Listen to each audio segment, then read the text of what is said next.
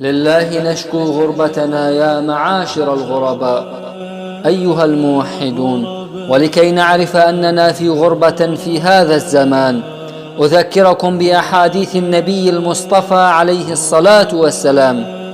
يقول النبي صلى الله عليه وسلم: بدأ الإسلام غريبا وسيعود غريبا كما بدأ، فطوبى للغرباء. قيل: ومن الغرباء يا رسول الله؟ قيل: الذين يصلحون إذا فسد الناس.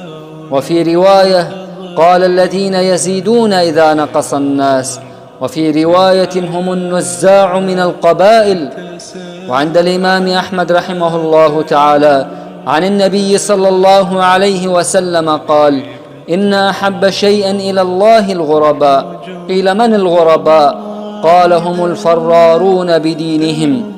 وفي رواية: هم ناس صالحون قليل في ناس سوء كثير، ممن يعصهم أكثر ممن يطيعهم.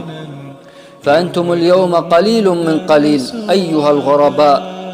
فبدأ الإسلام غريبا، بدأ بشخص واحد ألا وهو رسول الله صلى الله عليه وسلم.